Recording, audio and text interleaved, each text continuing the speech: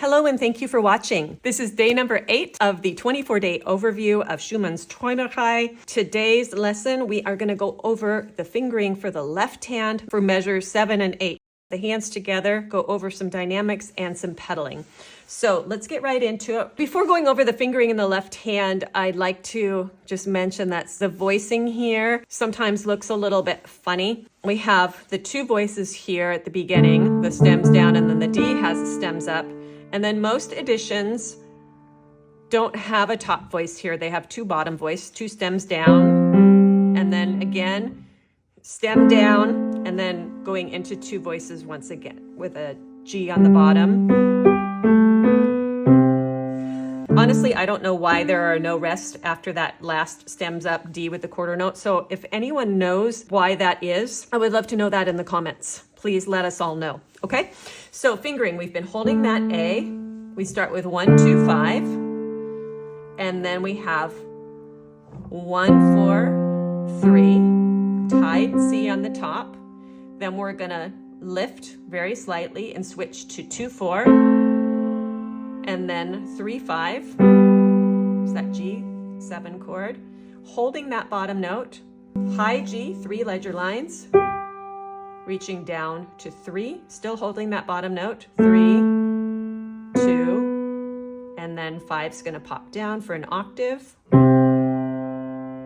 And then 1's gonna come down here. Fingering number 2. Holding the A, 1, 2, 5, same way to start, 1, 4, holding the 1, 3. Now, keep the 1 up here. Don't switch to 2 on the C.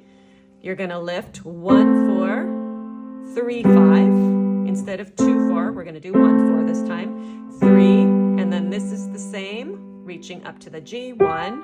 And then instead of 3 here, 4, 2, 1, 5. Finger switch here, silent 1, 3, 1, 2, 4. Option 3 starts the exact same way, 1, 2, 5, 1, 4, holding the 1, 3, and then silent switch here.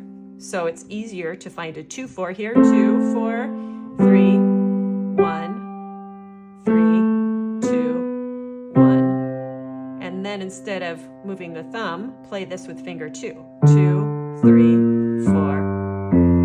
So as you can see, there's only very slight differences between all of these fingering. So see which squeezing and switching makes sense for your hand, and then try it that way.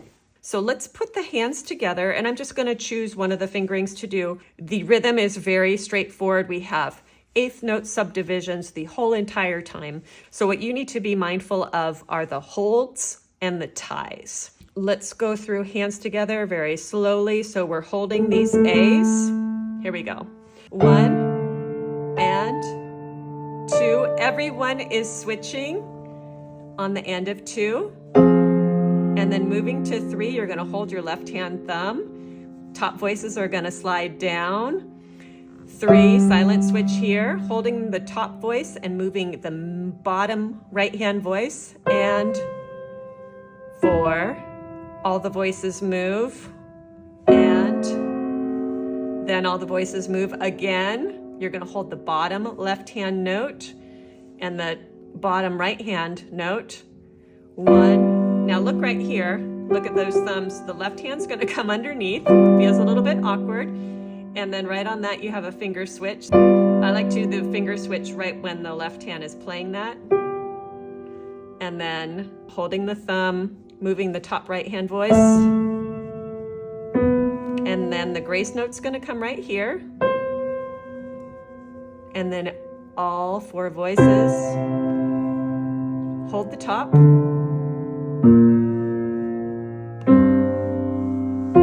This is a lot to think about, and this is not easy. Repeat it a lot of times. By the way, if you really want to get something, the minimum amount of repetitions is 7.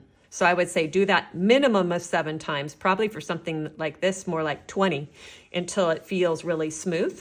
So now let's go on to the dynamics. I think the left hand gives us a great guide to our dynamic points. We have And then we have the 8th note leading to beat 3. And then the left hand kind of takes over with a little melody.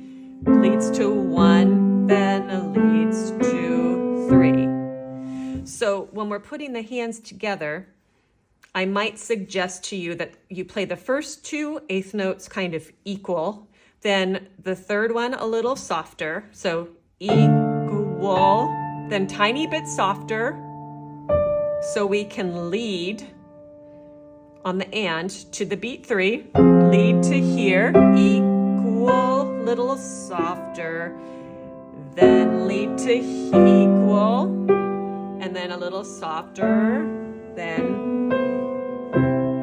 So there are these tiny little mini crescendos that are on the and before 1 and the and before 3.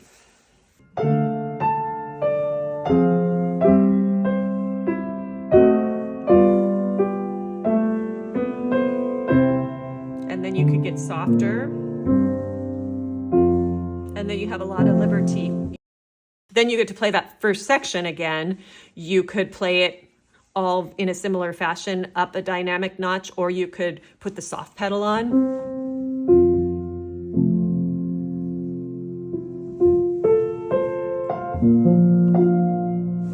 Lots of artistic options, so I encourage you to play around with that. Okay, finally, let's go over the pedal. Here's what I suggest. So we're gonna have pedal, pedal, pedal, pedal, pedal, pedal, pedal, and then you could either do it beat 3 and beat 4, or if you're getting more comfortable with the pedal, better would be to do pedal on each 8th note. Pedal, pedal, pedal, pedal, pedal. Okay, now I'm going to play through from measure 5 to measure 8, and I'm going to do my best with the PP. Sneak in. Pedal, MF plus. Scoot that thumb over, allow the pedal to hold the G. Top voice. Bottom right. Then left.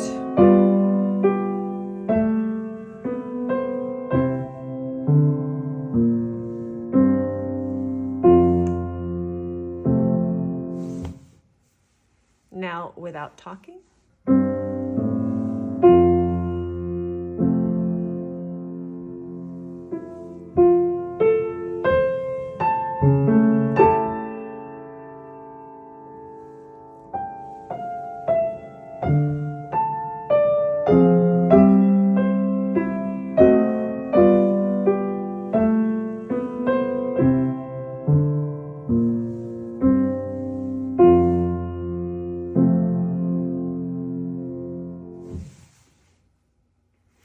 And one little thing, pacing, there is a retard written in the edition which I'm using, which was the one edited by Clara Schumann, Schumann's wife. So a little bit slower here, 2 and 3 and 4, tempo and 2. So that's it for day number 8. Thank you for staying with me. We just did some very difficult stuff. So please take as much time as you need to really master that fingering. We're literally just scratching the surface on that. So do your best. Please make sure to subscribe so you don't miss an episode. If you like this style of teaching, then please share it with others. Even mention it. You can do @Olympia Piano on your social media. Certainly, I invite you to donate to the channel so I can create more content like this. I really appreciate the donations I have received because it lets me know I'm doing something valuable. And it's my goal to bring this kind of teaching to people of all over the world who may love the piano, but may not have access to a piano teacher where they live, in the country where they live, the city where they live. That's one of my great goals because I love how the piano can bring us all together, regardless of our background, regardless of our age, regardless of our language. So speaking of all over the world, I do have a map that I'm putting dots on it, and I would love to have a dot for where you're from. So please leave that for me in the comments. And as always, thank you for watching.